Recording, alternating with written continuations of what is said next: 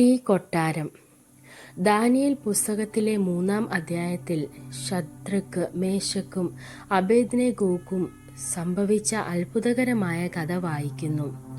ബാബിലോണിൽ രാജാവായ നെബൂഖദ്നേസർ ഒരു വലിയ പൊൻപ്രതിമ പണിതു.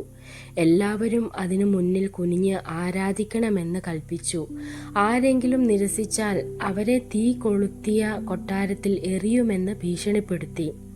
എന്നാൽ ദൈവത്തെ മാത്രം ആരാധിക്കുന്ന ശദ്രക്കും, മേശക്കും അബേദ്നെഗോക്കും വിഗ്രഹത്തിന് മുന്നിൽ തല കുനിക്കാൻ തയ്യാറായില്ല.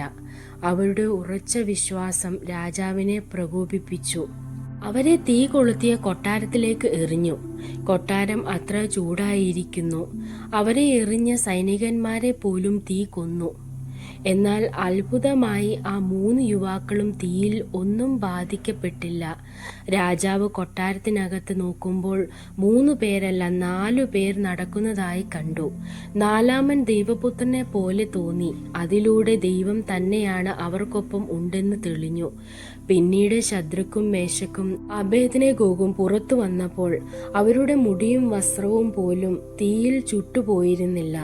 തീയുടെ ഗന്ധം പോലും അവരിൽ ഇല്ലായിരുന്നു. ഈ അത്ഭുതം ദൈവത്തിന്റെ ശക്തിയും വിശ്വസ്തതയും വെളിപ്പെടുത്തി. അവരുടെ ധൈര്യവും ഉറച്ച വിശ്വാസവും അവരെ രക്ഷിച്ചതുപോലെ ദൈവത്തിന്റെ മഹത്വം രാജാവിനും എല്ലാവർക്കും പ്രകടമായി. രാജാവ് തന്നെ സമ്മതിച്ചു, ഇങ്ങനെ ഒരു രക്ഷ ചെയ്യുന്ന ദൈവം മറ്റൊരാളില്ല. ഈ കഥ നമ്മെ പഠിപ്പിക്കുന്നത് യഥാർത്ഥ വിശ്വാസം എന്നാൽ ഏതു പരീക്ഷണത്തിലും ഉറച്ചു നിലകൊള്ളുന്നതാണ്. ജീവൻ നഷ്ടപ്പെടേണ്ടി വന്നാലും ദൈവത്തെ അനുസരിക്കേണ്ടതാണ്. ദൈവം തന്റെ മക്കളെ ഒരിക്കലും ഒറ്റയ്ക്കാക്കുന്നില്ല. ജീവിതത്തിലെ തീ കൊട്ടാരങ്ങൾ, പ്രയാസങ്ങളും പരീക്ഷണങ്ങളും എല്ലാം ദൈവത്തിന്റെ സാന്നിധ്യത്തോടു കൂടി കടന്നു പോകാം.